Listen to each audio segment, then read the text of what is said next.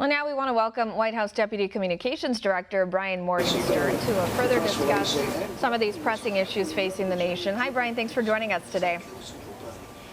Hi, great to be with you. Thanks for having me. Of course. So, Brian, let me ask you this. We're seeing the Republican Party use its convention this week to highlight the economic progress made by the Trump administration, from trade deals to the job market. We heard from economic advisor Larry Kudlow last night. He was very optimistic with his outlook, seemingly looking beyond the pandemic's current effects on the economy. So what makes the White House so confident that it can continue this progress that it made before the pandemic? Well, because we're seeing it come back, the great American comeback is underway.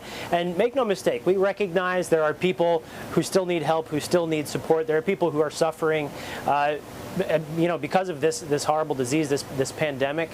But we are seeing numbers that are really promising, that give us a great deal of optimism in manufacturing, in the auto sector, retail numbers. We are seeing home sales go way up. And so there's really reason to believe that this is a V-shaped recovery, that we are getting, we've beaten job expectations by 12 million jobs in the last few months. 9 million jobs have come back. We're seeing projections for third quarter growth exceeding 20% GDP. Now, granted, the economy dipped as a result of our need to shut down the economy for public health reasons, but it's coming back really fast, and we want people to reopen safely, use common sense mitigation measures, and get back to their day-to-day life, and that's what we're seeing. So that's why we are projecting such optimism, because tomorrow is going to be a better day, and each day after that, we're only going to make more and more progress. And I want to move on to another topic. Law enforcement in Kenosha, Wisconsin has disavowed armed militias that have taken it upon themselves to act as these vigilantes. It's resulted in 3 people getting shot, 2 have died. Where does the White House stand on these armed militias confronting protesters? Does it support that? Look, the White House stands ready to send any federal resources that are needed to support the state and local officials who are charged with executing the police power. We want safety in our streets. People want safety in their streets. The fact that people are dying and being hurt, we're seeing businesses harmed, people kind of hugging each other really in despair. We've seen the family of the individual involved in the police incident coming out and saying, we don't want this sort of violence. That's not what he would want. People have a right to their opinion and to protest. They don't have a right to commit violence. And unfortunately, as I've said, the state and local authorities are charged with executing the police power, but President Trump is going to lead if necessary, and we will send whatever federal resources are needed to support that, to restore law and order in the streets. And my last question for you, Brian. So there's been several speakers, as we've been seeing at the RNC this week. They've been praising the president's response to the ongoing pandemic.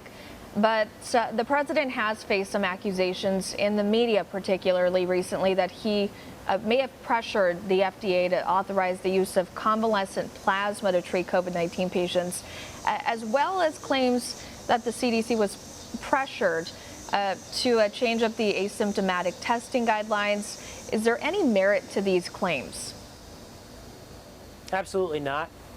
The FDA issued its guidance pursuant to its gold standard of safety and effectiveness. Convalescent plasma is a treatment that has been used for a century for various diseases, and they saw really positive results. The way the FDA commissioner described it, if you have 100 patients who could die from coronavirus, well, about 35 of those, according to the data, are being successfully treated by convalescent plasma, and that's due to a great deal of data, including from the Mayo Clinic and other sources. So that's driven by the science. Of course, the president's enthusiastic about it because it's having positive effects on real people and their families and helping them get better faster. With respect to the CDC guidance, that is CDC guidance, created as much of this guidance is in consultation with the president's coronavirus task force and the other experts on that task force, which, by the way, includes Dr. Redfield, the director of the CDC, the agency that issued the guidance. This notion that there's some political pressure is frankly absurd. It is being driven by the science and the need to save lives and a focus on surging resources and directing resources where they're most needed to protect vulnerable populations and to decrease hospitalizations and deaths due to this disease. That's what it's all about. It's about saving lives. And that's what the president's focused on. It just so happens that is also what these doctors and scientists, the experts in their field, are also focused on. All right, White House Deputy Communications Director Brian Morgenstern giving us some more insight into the pressing issues facing our nation right now. Thank you so much for your time, sir. Want to see more videos like this? Click on the link below and subscribe to One America News on YouTube. And call your cable provider and kindly demand that One America News is added to your lineup. Call and subscribe today.